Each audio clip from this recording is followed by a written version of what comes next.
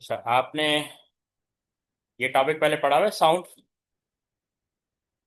जी जी sir, पढ़ा हुआ है। ठीक है। अच्छा, नॉर्मली आपको पता है ना कि सिग्नल दो तरह के होते हैं। एक होता है एनालॉग, ठीक है, और एक होता है जी सर। डिजिटल। एक डिजिटल होता है। अब जब हम जी व्हेन वी स्पीक, तो हमारी जो वॉइस है ना वो एनालॉग फॉर्म में मूव कर, यानी करंट जो है वो इस फॉर्म में मूव करता है। तो या सिग्नल कह लें, इसको हम कहते हैं कंटिन्यूअस फॉर्म।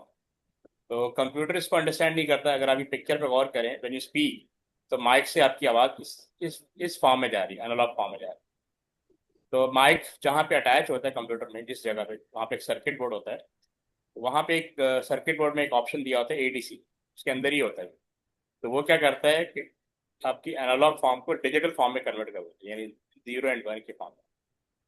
ठीक है ना? तो कंप्यूटर अंडरस्टैंड कर लेता है व्हाट यू हैव स्पोकन।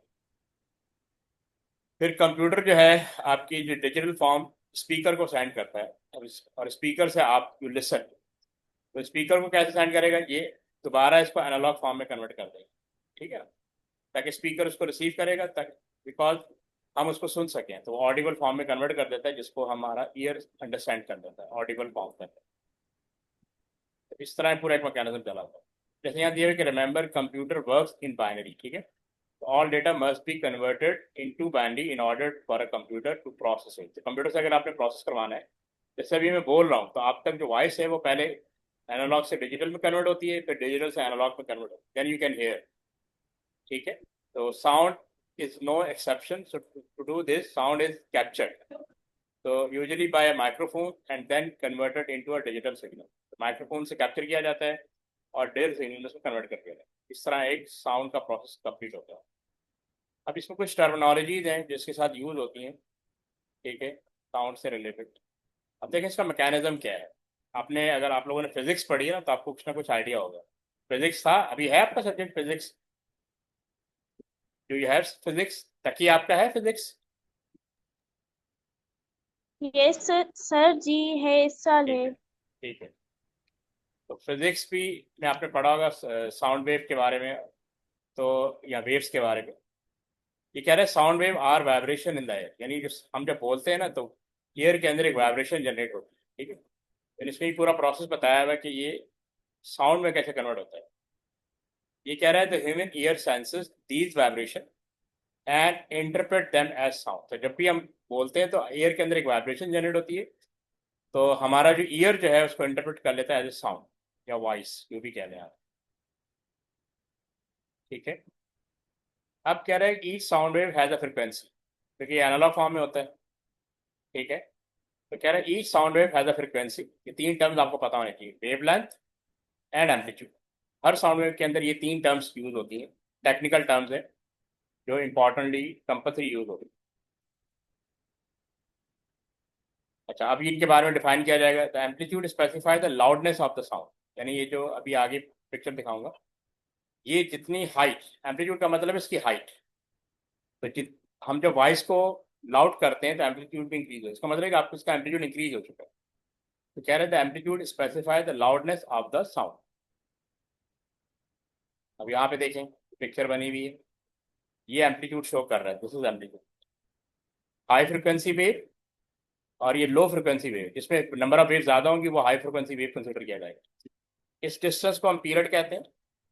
और ओवर टाइम, तो बेसिकली ये फ्रिक्वेंसी की ही डेफिनेशन है। ठीक है, साइकिल पर सेकंड। फ्रिक्वेंसी का मतलब होता है साइकिल पर सेकंड, यहाँ से लेकर यहाँ तक इसको कितना टाइम लगा। ठीक है। इस चीज को हम कहते हैं साइकिल पर सेकंड। अगर फ्रिक्वेंसी की बात की जाए, फ्रिक्वेंसी क्या होता है? ये कह रहा है frequency refer to the number of occurrences or cycle of repeating even within a specified time period, often measured in hertz. Frequency का यूनिट हर्ट्ज होता है। ठीक है। कंप्यूटर की स्पीड भी हर्ट्ज में मेजर की जाती है, अगर आपको पता हो, कंप्यूटर की स्पीड भी हर्ट्ज होती है। ठीक है। तो अब ये इस चीज को डिनोट कर रहा है कि ये जितने भी साइकिल हैं एक सेकंड में कितने परफॉर्म होते हैं। और अब ये लो फ्रिक्वेंसी वेव है और ये हाई फ्रिक्वेंसी वेव है। वेवलेंथ, अब ये कह रहा है वेवलेंथ क्या होता है, यहाँ से लेकर यहाँ तक का जो डिस्टेंस होता है उसको हम वेवलेंथ कहते हैं। Wavelength is the distance between two consecutive point in the wave, typically measured from peak to peak. ये पीक है, इसको हम पीक कहते हैं। और ट्रफ टू ट्रफ, ये जो है ना ये ट्रफ होता है, दिस इज ट्रफ। इन दो पॉइंट के दरमियान जो डिस्टेंस होता है उसको हम कहते हैं वेवलेंथ।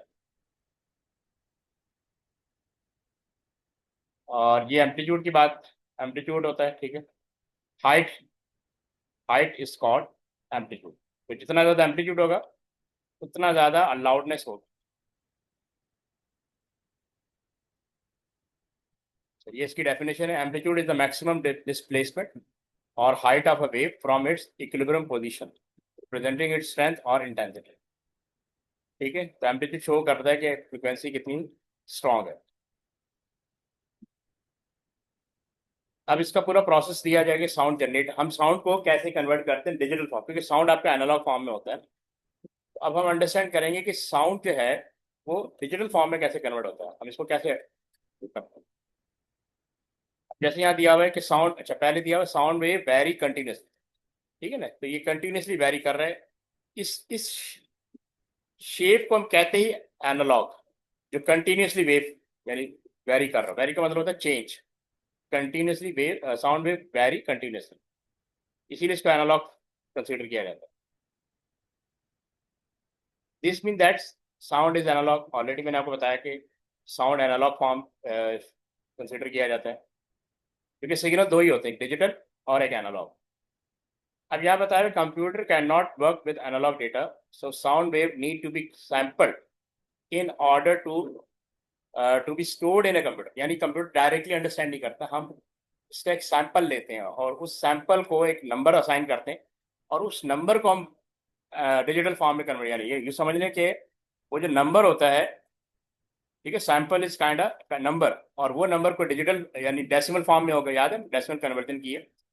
तो उस फर्ज के लिए हमने 09 असाइन किया, अब 09 कन्वर्ट हो जाएगा बाइनरी फॉर्म में, जो भी वन, ये आपका बाइनरी फॉर्म, तो कंप्यूटर अंडरस्टैंड कर लेगा कि ये फ्रिक्वेंसी की कौन सी स्टेटस है। अब कह रहे हैं sampling mean measuring the amplitude of the sound wave. तो सैम्पलिंग का मतलब क्या है, measuring the amplitude of the sound, यानी उसकी हाइट, तो यहाँ से लेकर यहाँ तक इसको एक नंबर असाइन कर दिया जाए। तो यहाँ पे एक नंबरिंग सिस्टम आएगा, डायग्राम शो करूंगा। अब कह रहे हैं this is done using an analogue to digital converter. अब एडीसी होती है, एडीसी डिवाइस होती है जो एनालॉग को डिजिटल फॉर्म में कन्वर्ट करता है। तो इसका एक ब्रीफ इन्होंने बताया हुआ एक वर्किंग। कह रहा to convert the analogue data to digital, the sound wave are sampled at regular in time interval, यानी ओवर द टाइम जो है वो हम सैंपल करते हैं, यानी उसकी हाइट को मेजर करते हैं कि वो कितना अप गया है, और उसको एक नंबर साइन कर दिया जाता है। Then we convert them into binary form. Number का मतलब है decimal number. The amplitude of the sound cannot be measured precisely, so approximate value are scored. तो एम्पलीट्यूड जो होता है ना एनालॉग फॉर्म में होता है, तो इसलिए बेसिकली इसको एग्जैक्टली मेजर नहीं कर सकते, तो इसलिए हम उसको अप्रॉक्सीमेट वैल्यू लेते हैं। सो अप्रॉक्सीमेट वैल्यू आर स्टोर, और उसी को बाइनरी फॉर्म में स्टोर कर दिया जाता है। यहाँ तक समझ में आ गया? ताकि आपको समझ में आ रहा है? जी जी सर। ठीक है।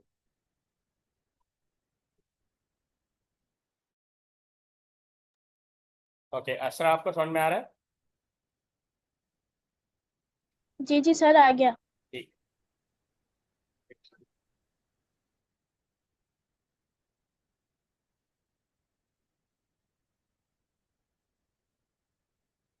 अच्छा, अब यहाँ पे समझाया कि हम, ये जो डायग्राम नजर आ रही है आपको, इसमें उन्होंने समझाया कि ये साउंड वेव को सैंपल किया, यानी सैंपल परफॉर्म कैसे किया जाता है। अब ये टाइम इंटरवल है, यानी 20 सेकंड कह लें, 20 मिनट कह लें,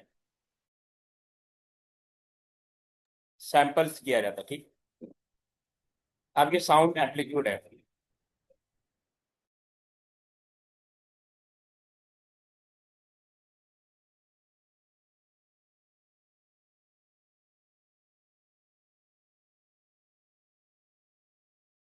एक मिनट होल्ड कीजिए।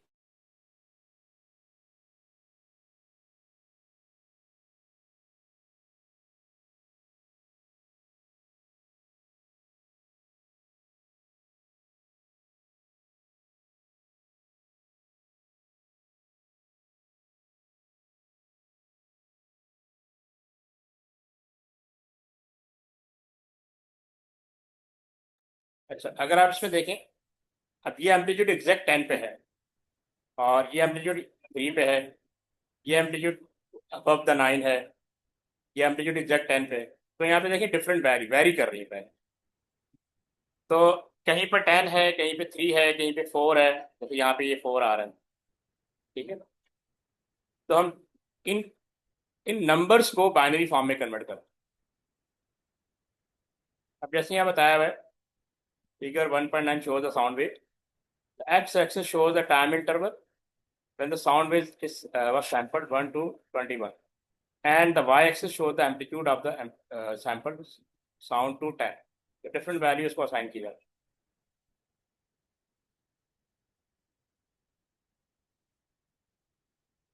अब जैसे यहाँ पे दिया हुआ है, at time interval 1 the approximate amplitude is 10।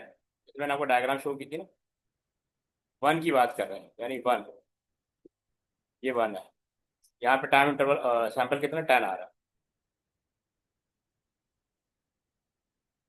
और एट टाइम इंटरवल 2 पे कितना आ रहा है, the approximate amplitude is 4 and so on for all 20 time interval. ठीक है, हमें बेसिकली सैंपल चाहिए होता है, उसको हम डायरेक्टली कन्वर्ट कर देते हैं binary form, because the amplitude range in figure 1.9 is 0 to 10। ठीक है, so then 4 binary bits can be used to represent each amplitude value. For example, 9 would be represented by the binary value 1 2। ठीक है ना, तो कह रहे हैं कि फिलहाल हम 4, वैसे इससे ज़्यादा भी होता है, लेकिन अभी हम 4 बाइनरी बिट्स ले लेते हैं एज ए सैंपल। तो कोई भी 0 से लेकर 9 तक जो भी नंबर होगा, उसको हम 4 बिट असाइन कर दें। जैसे भी आपको याद है, हमने बाइनरी को हेक्साडेसिमल कन्वर्ट किया था, उसको 4 बिट असाइन कर दें, बिल्कुल सेम उसी तरह कि हम किसी भी नंबर को 4 बिट में असाइन कर दें। अब ये कह रहे हैं increasing the number of possible values used to represent sound amplitude also increase the accuracy of the sample sound. For example, using a range of 0 to 127 gives a much more accurate representation of the sound sample than using a range of, for example, 0 to 10. अभी उन्होंने example के तौर पे 0 to 10 amplitude दिया है। ये amplitude 0 से लेके 127 भी हो सकता है, इससे हायर भी हो सकता है। तो ये कह रहा है कि जितना भी पॉसिबल वैल्यूज आप इंक्रीज करेंगे, तो क्वालिटी ऑफ साउंड उतना बेटर होगा। ठीक है, ये जस्ट उन्होंने आपको बताया है। अब क्या रहा है, the number of bits per sample, the number of bit per sample is known as sampling resolution. अब ये टर्म्स आपको याद होने, also known as bit depth. So in our example the sampling resolution is 4, क्योंकि इन्होंने 0 से लेके 9 तक का रखा हुआ। तो कह रहा है कि the number of bit per sample, एक सैंपल को जितनी बिट आप असाइन करेंगे उसको हम कहते हैं सैम्पलिंग रेजोल्यूशन। यह चीज़ आपने याद रखनी है, also known as bit depth. तो in our example the sampling resolution is 4 bit. कल का टॉपिक जैसे हमने पढ़ा था, वो जो था फाइल साइज, तो फाइल साइज में भी होता है कि हम पिक्सल को बिट असाइन करते हैं। तो एक पिक्सल को जितनी ज़्यादा बिट आप असाइन करेंगे, उतने ज़्यादा कलर प्रोड्यूस हो सकते हैं। तो यहाँ पे सैम्पलिंग रेजोल्यूशन से आप उसको रिलेट कर सकते हैं। जैसे कल मैं बता रहा था कि अगर हम एक पिक्सल को 1 बिट असाइन करते हैं, तो आप 2 पॉसिबल कलर प्रोड्यूस हो सकते हैं, 2 पॉसिबल कलर। और अगर हम उसी पिक्सल को 2 बिट असाइन कर देंगे, तो 4 कलर प्रोड्यूस होंगे। ये कल का लेक्चर आप देखिएगा तो आपको फर्दर आइडिया होगा। यहाँ पे भी उन्होंने यही टेक्निक यूज़ की है, साउंड सैंपल। अब कह रहा है sampling rate is the number of sound sample taken पर सेकेंड। अब एक सेकेंड में आप कितने सैंपल ले लेते हैं, उस स्पेस को हम कहते हैं सैम्पलिंग रेट। कह रहा है this is measured in hertz, this is measured in hertz, where 1 hertz mean 1 sample per second. तो अगर आप 2 सैंपल एक सेकंड में ले लेंगे तो ये 2 हर्ट्स हो जाएगा। ठीक है, तो उतना ही सैम्पलिंग रेट होगा। तो जितने ज़्यादा सैंपल एक सेकंड में आप ले सकते हैं, उतना इसकी बेटर क्वालिटी होगी साउंड की। So how is sampling use to record sound clip. अब उन्होंने एग्जाम्पल दी है, ये दिया पहली बात, ये क्या कह रहा है, so how is sampling use to record a sound clip. The amplitude of the sound wave is first determined at set time interval, the sampling rate। ठीक है, एम्पलीट्यूड डिटरमिन किया जाता है कि किस टाइम इंटरवल पे क्या एम्पलीट्यूड आ रहा है, यानी उसकी हाइट कितनी आ रही है, हाइट का एक नंबर होगा। This gives an approximate representation of the sound wave. फिर कह रहा है each sample of the sound wave is then encoded as a series of binary digit. तो उस साउंड वेव को हम कन्वर्ट कर देते हैं यूजिंग एडीसी बाइनरी फॉर्म में, ठीक है।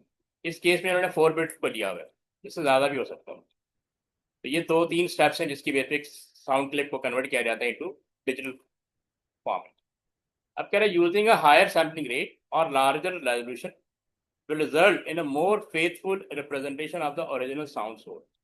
तो सैम्पलिंग रेट जितने ज़्यादा होंगे या जितनी ज़्यादा रेजोल्यूशन होगी, 1 सेकंड में जितने ज़्यादा सैम्पलिंग आप ले सकते हैं, उतनी क्वालिटी ऑफ साउंड प्रोड्यूस की जा सकती है, ये बता रहा है। अब कह रहा है using however the higher the sampling rate and or sampling resolution the greater the file size।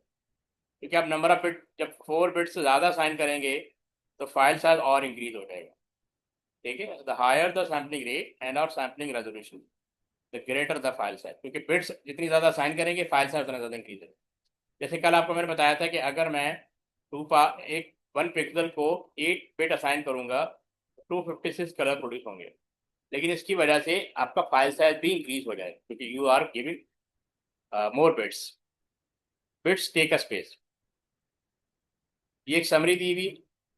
Sound is analogue data, ये पता होना चाहिए, and must be converted to digital format for storage in a computer. वो कैसे convert होता है, पिछली last slide में हमने यही डिस्कस किया। Conversion is done by sampling the sound wave at regular time interval. तो ओवर द टाइम जितने सैंपल आप ले लेंगे उतनी कन्वर्जन या उसकी साउंड क्वालिटी बेटर होगी। Each sample capture the amplitude loudness of the sound, ठीक है। अब जो नंबर उसको साइन किया जाएगा वो बाइनरी फॉर्म में कन्वर्ट हो जाएगा। The amplitude is represented using a specific number of bits, ठीक है। हमारे केस में 4 बिट है, इससे ज़्यादा भी हो सकता है। More bit use greater accuracy in representing the sound. जितनी ज़्यादा बिट आप यूज़ करेंगे, 6 बिट करते हैं, 8 बिट करते हैं या 16 बिट करते हैं, साउंड क्वालिटी उतनी बेटर होती है। सैम्पलिंग रेजोल्यूशन क्या होता है, नंबर ऑफ बिट यूज पर सैंपल। नंबर ऑफ बिट अभी हम कितनी यूज़ करें, 4 बिट्स, ठीक है। जैसे 9 के लिए उन्होंने बोला 4, ये 4 बिट्स। सैम्पलिंग रेट क्या है, नंबर ऑफ सैंपल टेकन पर सेकंड, और 1 सेकंड में कितने सैंपल ले लेते हैं, ये सैम्पलिंग रेट है। जैसे यहाँ दिया 8 bit resolution, 8 distinct amplitude leaves level 0 to 7, और 16 बिट रेजोल्यूशन का मतलब है 16 डिस्टिंक्ट एम्पलीट्यूड लेवल मोर प्रीसाइज, ये ज़्यादा प्रीसाइज हो जाएगा। Digitally stored sound can be played back by converting it into electrical signal for loud speaker. फिर इसको इलेक्ट्रिकल सिग्नल में कन्वर्ट करके लाउड स्पीकर तक भी पहुँचाया जाता है, जहाँ से ऑडिबल होता है हमारे लिए। ये फर्दर पिक्चर दी हुई है, जैसे दिया this amplitude values between 4 and 5। ये देखो ये 4 and 5, ठीक है। Therefore not very accurate, so since the value 4 has to be taken. यानी ये जो एम्पलीट्यूड है ये 4 और 5 के दरम्यान है, तो हम बेसिकली ओवर 17 इंटरवल हम 4 को पिक कर लें, वो ज़्यादा प्रिसाइज हो जाएगा। अब कह रहा है the same amplitude value is now exactly 11, exactly 11 पे आ रहा है। Therefore it is much more accurate representation. तो जो एग्जैक्ट वैल्यू दे रहा होगा ना वो ज़्यादा एक्यूरेट होगा, इसीलिए डिफरेंट सैंपल लिए जाते हैं। जैसे ये भी देखें यहाँ पे आ रहा है 14 और 13 के दरमियान, अब ये एग्जैक्ट आ रहा है 15 पे आ रहा है, लेकिन हमें इसको देखना होता है कि किस इंटरवल पे कितना आ रहा है। तो इसको हम 14 लेंगे, 15 नहीं लेंगे। यहाँ तक समझ में आ गया आपको, जी तक ही समझ में आ गया आपको, जी सर। ओके। अभी कुछ बेनिफिट दिए हैं, the benefit and drawback of using larger sampling resolution when recording sound. Larger dynamic range, यानी 8 बिट की जगह 16 बिट ले लें। जैसे हम प्रीवियस स्लाइड देखी थी कि 8 बिट लेस एक्यूरेट है एज कम्पेयर टू 16 बिट, तो 16 बिट ज़्यादा एक्यूरेट है। Better sound quality, less sound distortion. तो जितने ज़्यादा सैम्पलिंग रेट होंगे 1 सेकंड के अंदर उतनी ज़्यादा डिस्टॉर्शन कम होगी। लेकिन ड्रॉबैक क्या है, प्रोड्यूस लार्जर फाइल साइज, क्योंकि 8 बिट लेस स्पेस लेगी, 16 बिट ज़्यादा स्पेस लेंगे। टेक्स लॉन्गर टू ट्रांसमिट और सर डाउनलोड। डायनामिक रेंज क्या है? डायनेमिक का मतलब है कि वो चेंज हो रही है ना वैल्यू, रेंज डिफरेंट आ रही है। डायनेमिक कहते हैं चेंज, जो चेंज हो, यानी डिफरेंट, यानी कभी सैम्पलिंग रेट इंक्रीज हो रहा है कभी डिक्रीज हो रहा है। अच्छा, और चूंकि 8 बिट जल्दी ट्रांसमिट हो जाएगा एज कम्पेयर टू 16 बिट, ठीक है, क्योंकि फाइल स्मॉल साइज की require greater processing power, file जितनी हैवी होगी उसको प्रोसेसिंग प्रोसेसर ज़्यादा चाहिए, हैवी प्रोसेसर चाहिए, ये इसका ड्रॉप है। यहाँ तक समझ में आ गया?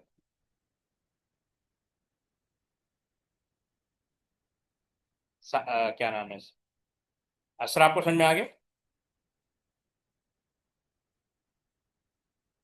जी जी सर, सारा क्लियर हो गया। ठीक है, गुड। अब कह रहे हैं कि सीडीज पहले आती थी ना, CDs have a 16 bit sampling resolution and 44.1 kilo hurt sampling rate, so that is 44,100 sampling every second. तो अभी हम ये देखेंगे कि जैसे हमने फाइल साइज कैलकुलेट किया था ना, इसी तरह हम साउंड का साइज भी कैलकुलेट करेंगे कि एक साउंड फाइल का साइज कैसे डिटरमाइन किया जाए। तो उसमें ये चीज़ ऐड हो जाती है, ठीक है। तो ये कह रहा है CDs have a 16 bit sampling resolution and a 44.1 kilo hurt sample rate, so that is, यानी एक सेकंड के अंदर आपने 44,100 सैंपल ले लिए। तो CDs की क्वालिटी MP3 से ज़्यादा होती है। This gives high quality sound reproduction, तो जितने ज़्यादा सैंपल एक सेकंड में आप कैप्चर कर लेते हैं उतनी ज़्यादा क्वालिटी ऑफ साउंड प्रोड्यूस की जाती है।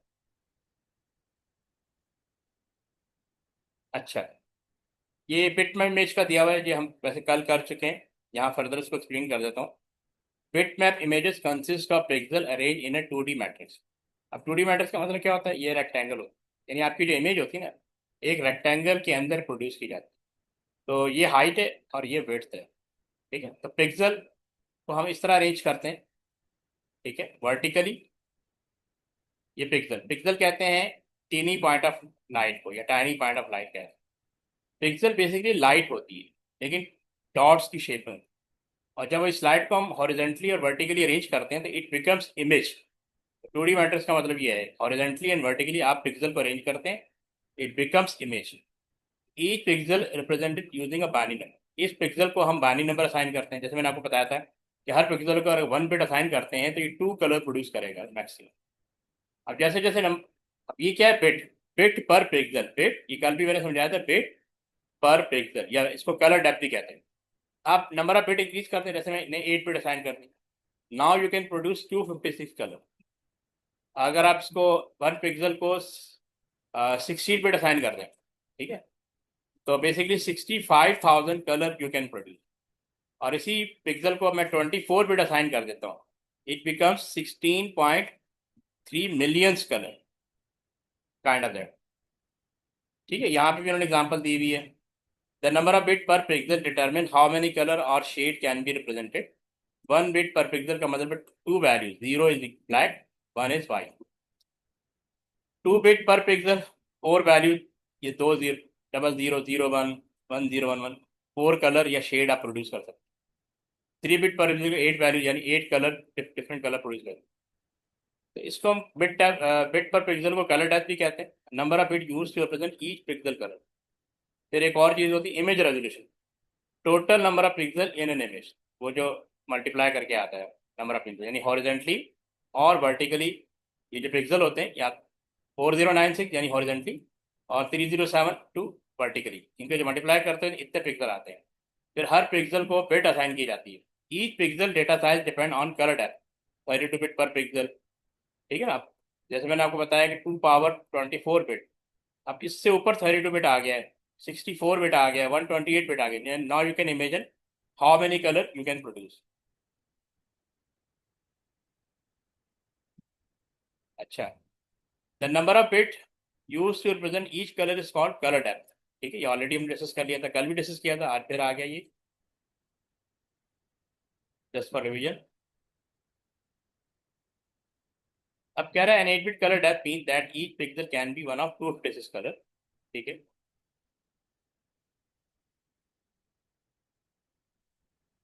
Because 2 power 8 is equal to 256। Modern computer have 24-bit color depth, which means over 16 million different color can be represented with a pixels. 2 2x color can be represented as a generalization, ठीक है। तो 2 power you भी आप कह रहे हैं, 2 power 8 कर लें, 16 कर लें, 24 कर लें, 32 कर लें, उतने ही कलर प्रोड्यूस होते जाएंगे। अब कह रहे हैं increasing colour depth also increase the size of the file when storing an image. तो ये चीज पॉइंट याद रखिएगा, ये क्वेश्चन में पूछते हैं कि अगर हम कलर डेप्थ इंक्रीज करते हैं तो क्या होगा। Image resolution refer to the number of pixel that make up an image. For example an image could contain 409630। अच्छा, ये जो नंबर आ रहा है ना, इसको हम 4K भी कहते हैं। इसका हाफ 2K होता है। आप लोगों के पास एलईडी है घर में, जो टीवी बड़ी स्क्रीन होती है, ताकि आपके पास है एलईडी? जी सर। कितने इंच है? सही तरह दोबारा बताएं। मतलब एक होता है 43 इंच, 55 इंच, ठीक है, या तो 60, फोर 65 इंच। तो ये तो डिपेंड करता है आप कितनी मतलब लेवल की परचेज कर सकते हैं। तो बेसिकली इसकी कलर रेंज होती है। तो पहले एक टर्मिनोलॉजी आती थी 2K, इसका हाफ 2K होता है। और ये जो कलर, ये जो पिक्सल रेंज दी हुई है ना, ये 4K है, इसका डबल 8K होता है। तो उतना ही महंगा टीवी हो जाता है या एलईडी हो जाती है, ये याद रखिए। ये तो होता है क्या, इमेज रेजोल्यूशन। ये पॉइंट समझ में आ गया। अगर आपको ये कहीं भी नजर आए, इसका मतलब है ये 4K है, ये 4K को रिप्रेजेंट कर रहा है। इसका हाफ 2K होता है, तो पूरा हाफ कर लें तो 2K आ जाएगा, और इसका डबल कर लें तो 8K आ जाएगा। ठीक है। फिर कह रहा है the resolution can be varied on many cameras before taking for example a digital photograph. तो ये रेजोल्यूशन डिफरेंट कैमरा में डिफरेंट मिलेगी, जैसे डिफरेंट टीवी में डिफरेंट मिलेगी। तो कह रहा है photograph with lower resolution have less detail than those with high resolution. तो जैसे मैंने अभी आपको बताया कि पीछे जो इन्होंने रेजोल्यूशन दी हुई है, इसका अगर हाफ कर लें तो वो 2K हो जाएगा। उसकी इमेज क्वालिटी डाउन होगी as compare to this. 4K ज्यादा क्वालिटेटिव एलईडी होगा, बट लेसर देन 8K।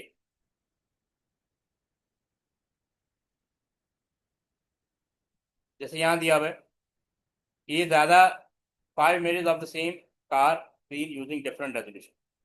आप देखें ई जो है वो ज्यादा पिक्सलेटेड है। आप नंबर ऑफ रेजोल्यूशन इंक्रीज करते हैं, इमेज रेजोल्यूशन इंक्रीज करते जाएंगे, ये इतनी ज्यादा पिक्चर शार्प होती चली। सबसे ज्यादा शार्प ये है। Image A has the highest resolution and E has the lowest resolution.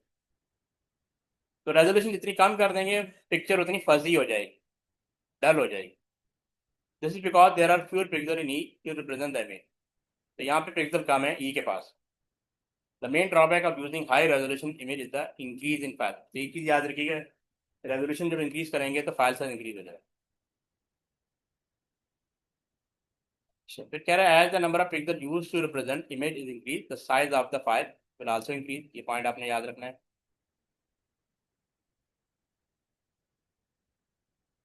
This impact on how many images can be stored for example a hard drive. तो अगर फाइल साइज ज़्यादा है, लार्जर है, तो less number of file store हो सकती हैं आपके हार्ड ड्राइव में या सॉलिड स्टेट ड्राइव के अंदर। It is also impact on the time to download an image from the internet or the time to transfer images from device to device. तो एक डिवाइस से दूसरी डिवाइस पे time लगेगा, अपलोड करने में टाइम लगेगा, डाउनलोड करने में टाइम लगेगा। A certain amount of reduction in resolution of an image is possible before the loss of quality become noticeable। तो हमने कल पढ़ा था ना, कंप्रेशन, लॉसी कंप्रेशन और लॉसलेस। अब ये इसके कुछ क्वेश्चन आ गए। कह रहा है कि Bobby is recording a sound file for his school project. He repeat the recording of sound several times with a different sample rate each time। Describe the reason why the sound is closer to the original when a higher sample rate is used।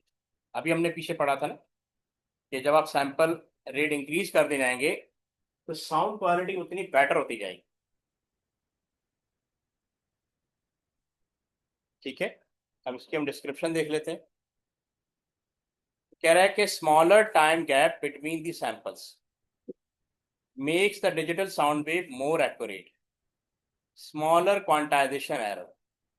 मैं वो picture दोबारा लेकर दिखाता हूँ आपको पीछे, अगर आप उन पिक्चर को दोबारा देखें। ये देखो, ये लो फ्रिक्वेंसी वाली थी।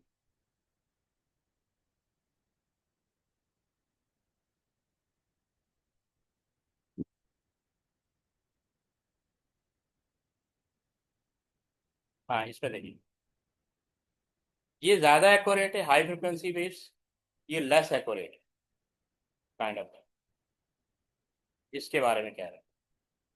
ठीक है, तो जितने ज़्यादा सैंपल आप एक सेकंड के अंदर ले लेते हैं, तो आपका क्वांटाइजेशन एरर उतना कम होगा, इसको हम कहते हैं क्वांटाइजेशन एरर। ठीक है, अब जैसे यहाँ 20 सेकंड के अंदर 10 सैंपल्स आ रहे हैं, तो अगर आप इसको इंक्रीज कर देते हैं, तो क्वांटाइजेशन एरर उतना कम हो जाता है और साउंड की क्वालिटी उतनी बेटर हो जाती है।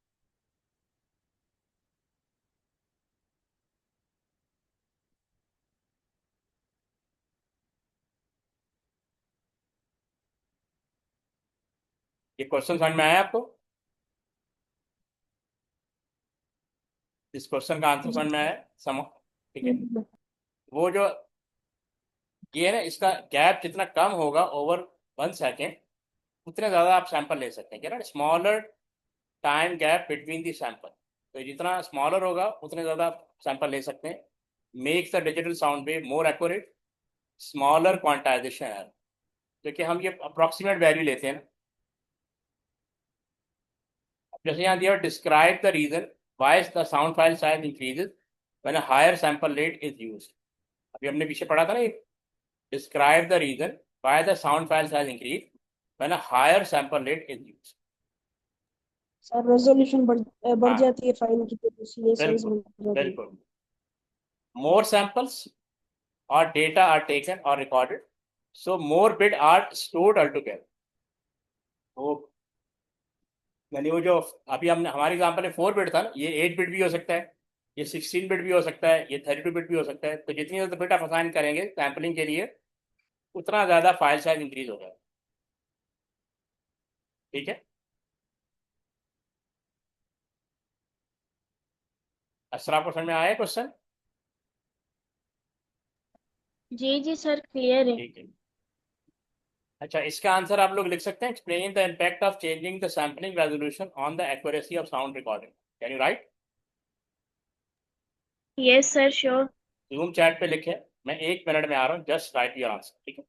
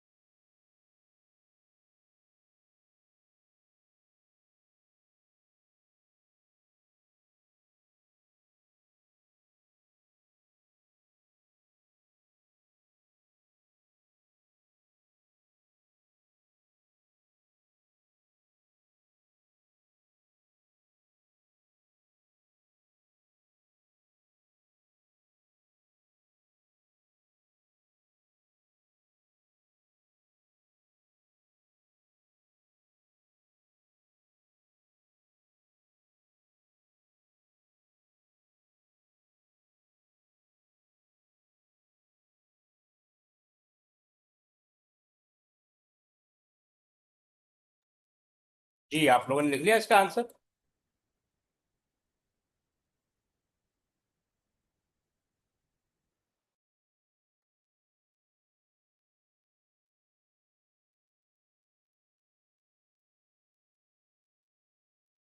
दो मिनट और है आपके पास, फिर मैंने एक छोटा सा एक और टॉपिक डिस्कस करना है।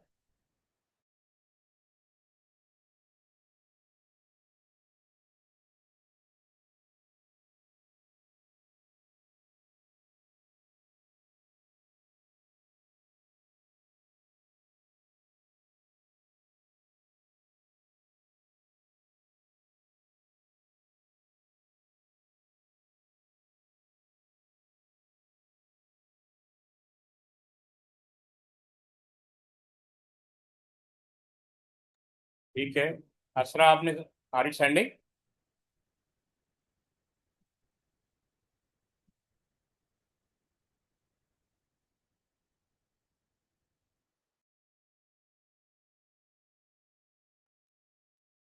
So sampling resolution is the number of bit used to store each sound sample. Higher resolution improve sound accuracy and quality by capturing more details. ठीक है, while lower resolution reduces accuracy and may cause distortion.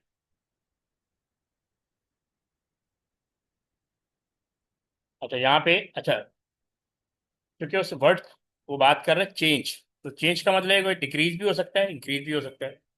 तो दोनों perspective से you can write the answer, playing the effect of changing the sampling resolution on the accuracy of a sound record. तो हम इसको देख लेते हैं। इंक्रीज सैम्पलिंग रेजोल्यूशन, उसका क्या इम्पैक्ट आ सकता है? तो 3 पॉइंट आप ले सकते हैं। The number of bit use for each sample is increase, so there will be more value available to represent each sample. इसको लिंक करना है आंसर, पहले बताना है। The number of bit use for each sample is increase, यानी 4 bit से आप कितना 8 बिट की तरफ चले जाए, तो नंबर ऑफ बिट इंक्रीज हो गई। इसका बेनिफिट क्या होगा? There will be more value available to represent each sample.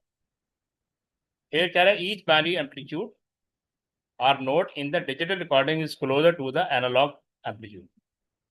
अच्छा, फिर कह रहा है क्वांटाइजेशन एरर आर रिड्यूस।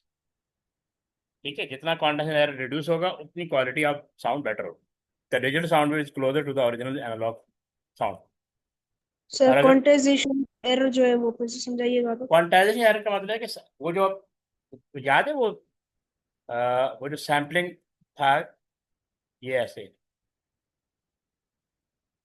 अब यहाँ पे इंटरवल होते हैं। फर्स्ट कर लो यहाँ पे, जैसे यहाँ पे ये 5 आ रहा है, तो ये एग्जैक्ट 5 को टच कर रहा है। और ये फर्स्ट कर लो, ये दो दो वैल्यूज के दरमियान 4।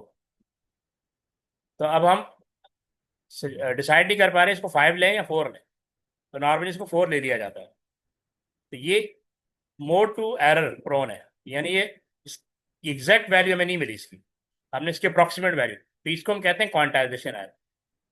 तो ये जितना कम होगा उतनी साउंड क्वालिटी बेटर होगी। समझ आई बात? क्योंकि ये तो एग्जैक्ट आ गई, आपको एग्जैक्ट 5 मिल गया या 6 मिल गया, जो भी आपने सैम्पलिंग वो एम्पलीट्यूड वैल्यू रखी हुई। लेकिन अगर एक दो वैल्यूज के दरमियान की वैल्यू पिक करनी हो ना, तो वहां पे इशू आता है। अच्छा, डिक्रीजिंग उसका उलट हो जाएगा, decreasing sampling resolution, the number of bit use for each sample is decrease. जैसे आपने पहले 8 बिट असाइन किया हुआ था, अब 8 बिट से आप 4 बिट की तरफ चले। There will be fewer value available to represent each sample. ठीक है, each binary amplitude or note in the disk recorded is further from, यानी far away from the analogue amplitude. Analog amplitude यही हुआ ना, यहाँ पे इसको जो टच कर रहा है वो ज़्यादा एक्यूरेट है, ये जो टच कर रहा है ये ज़्यादा एक्यूरेट है, जो टच नहीं कर रहा, ठीक है, जो टच नहीं कर रहा, जिसको जिसको हम अप्रॉक्सीमेट ले रहे हैं, each value are note in the further from the analogue amplitude, तो क्वांटाइजेशन एरर आर इंक्रीज। तो इसमें देखें, ये एग्जैक्ट वैल्यू है, ये टच कर रहा है, और ये एग्जैक्ट वैल्यू नहीं है क्योंकि ये टच नहीं कर रहा एग्जैक्ट वैल्यूज को, तो फिर हमें अप्रॉक्सीमेट वैल्यू लेनी पड़ती। अप्रॉक्सीमेट की वजह से एरर के चांस बढ़ जाते। समझ आई बात? ठीक है, जी असरा सर। सर ठीक है। सर नहीं, ये बात थोड़ी समझ नहीं आई, फिर अच्छा से रिपीट चले, करिएगा। मैं वो पिक्चर की तरफ जाता हूँ तो पीछे बनी हुई ना, एक सेकंड। हाँ ये देखें ना, यहाँ पे समझाया हुआ है। ये कह रहा है this amplitude value is between 4 and 5। देखो इसकी बात कर रही है, कह रहा है कि ये जो एम्पलीट्यूड वैल्यू है ना, ये 4 and 5 के दरमियान है। So therefore not very accurate since the value 4 has to be taken. अब देखिए, हम कंफ्यूज हो गए कि मैं इसका एम्पलीट्यूड 5 है या 4 है।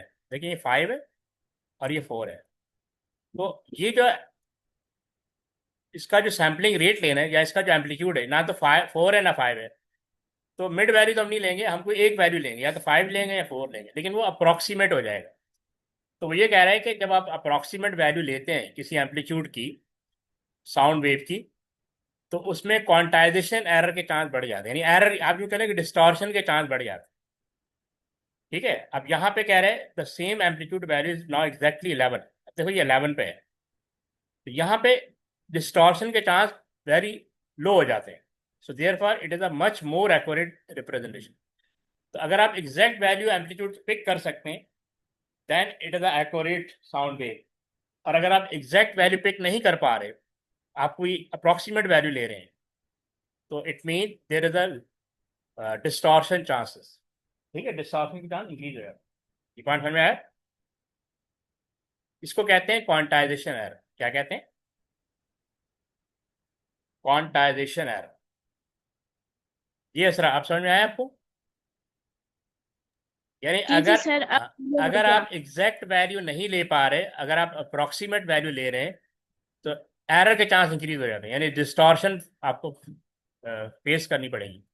लेकिन अगर आप एग्जैक्ट एम्पलीट्यूड की वैल्यू ले लेते हैं, उसको देखें यहाँ पे फर्ज करें ये 11 आ रहा है. 11 को बाइनरी में कन्वर्ट करना ज़्यादा आसान है, लेकिन 4.5 को बाइनरी में कन्वर्ट करना मुश्किल होता है, ये याद रखिएगा. ये हम A2 में टॉपिक पढ़ते हैं, फ्लोटिंग पॉइंट. तो उसमें हम ये सीखते हैं कि 4.5 को बाइनरी में कैसे कन्वर्ट करना. अभी तक तो आपने एग्जैक्ट वैल्यू को बाइनरी में कन्वर्ट करना सीखा ना, जैसे 9 बाइनरी में इजीली कन्वर्ट हो जाएगा, लेकिन 9.5 कैसे कन्वर्ट होगा बाइनरी? यहाँ पे एरर आएगा. इसलिए फिर यहाँ पे क्या करते हैं कि ये 4.5 नहीं लेते, 4 ले लेते हैं. समझ आए? ये रहे ना, therefore not very accurate since the value 4 has to be taken. तो 4 कहाँ पे आ रहा है? 17 एम्पलीट्यूड पे आ रहा है ना, 17 इंटरवल पे आ रही है. यानी 9 को बाइनरी में कन्वर्ट करना ज़्यादा ईजी है, जैसे 1009. लेकिन 9.5 को बाइनरी में कन्वर्ट करना डिफिकल्ट होता है. ठीक है, तो एरर के चांस बढ़ गए. तो सैंपल रेट पर हमें कोई फिक्स वैल्यू लेनी पड़ती है, या तो 5 लें या 4 लें, but there is a margin of error. ये point clear?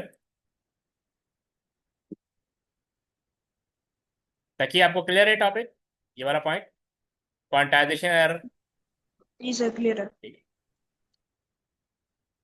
State what is meant by analogue data. तो अभी हमने पढ़ा था ना एनालॉग, वो डेटा जो कंटिन्यूसली वैरी करे वो होता है analogue. Data value that are continuously changing, इसको हम कहते हैं एनालॉग,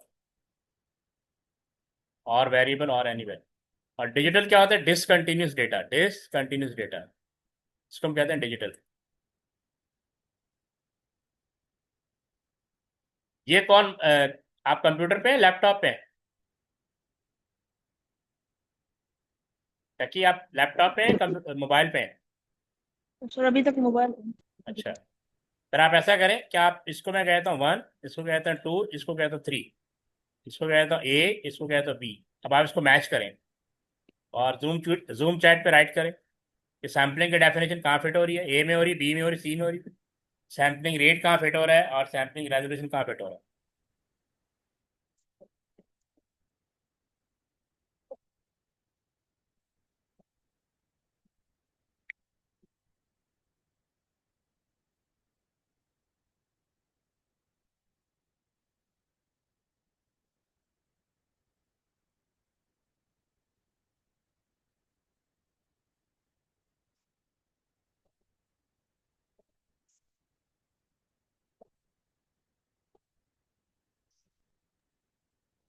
ये इस तरह आपसे हो जाएगा. Are you doing?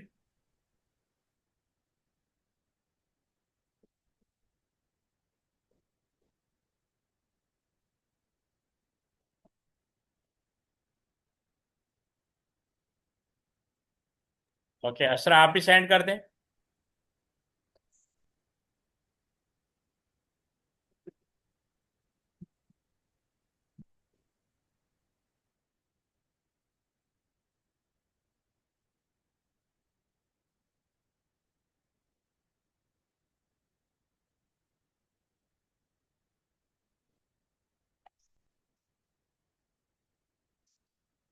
चले, अब हम देख लेते हैं.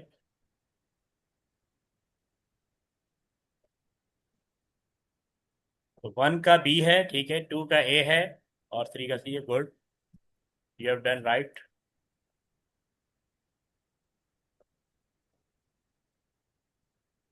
अब यहाँ पे दिया है Daniel is creating a sound file for a school project. Daniel record the sound using a sampling rate 44.1 kilohertz and a sampling resolution of 16 bit.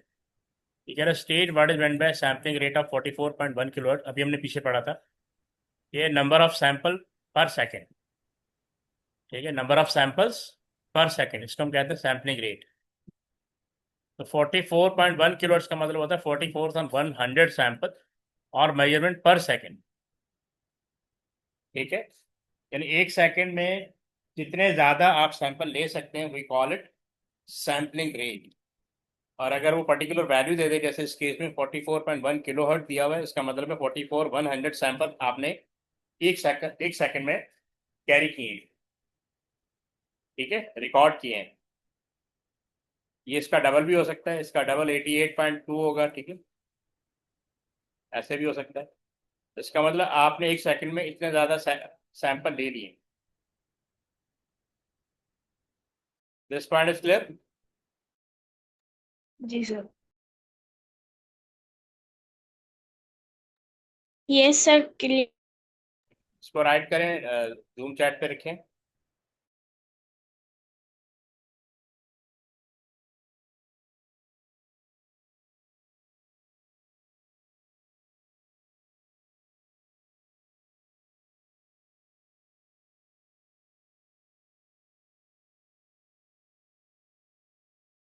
Sir ये क्वेश्चन समझ में नहीं आया।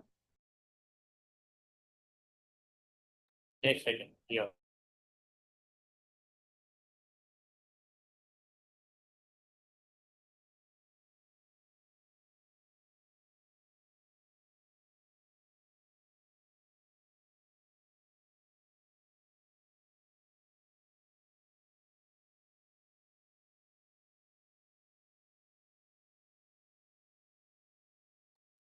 ये है ना सैम्पलिंग रेजोल्यूशन की डेफिनेशन।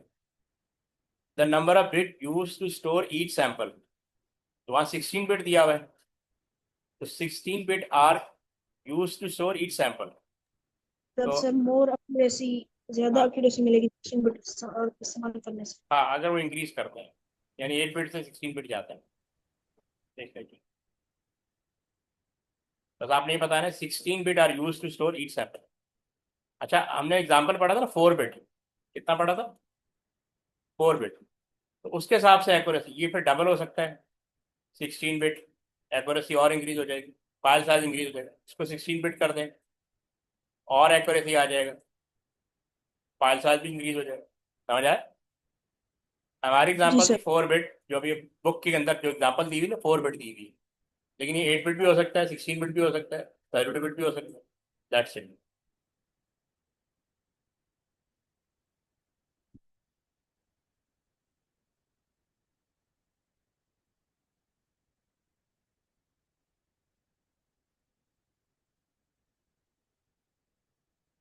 गुड, ठीक है, फिर आज के लिए काफ़ी है। जी जी सर, ओके है। अच्छा, मैं फ्राइडे वाली क्लास कल लूँगा, ठीक है, आप लोग ले लेंगे कल? जी सर। तो कल भी ये ओके चैप्टर, सर। कल आपका चैप्टर 1 खत्म हो जाएगा इंशाल्लाह, फिर नेक्स्ट वीक से जो है ना चैप्टर 2 शुरू कर देंगे। कल हम एक इंशाल्लाह। टॉपिक है, एक टॉपिक रहता है वो डिस्कस करके, तो चैप्टर 1 के जितने भी पेपर बेस्ड क्वेश्चन है कुछ वो डिस्कस करेंगे, ठीक है, फिर मैं आपको स्टैंड भी कर दूंगा, फिर हम चैप्टर 2 पे आ जाएंगे, ठीक है। जी सर इंशाल्लाह। अल्लाह जी हाफिज़। ओके।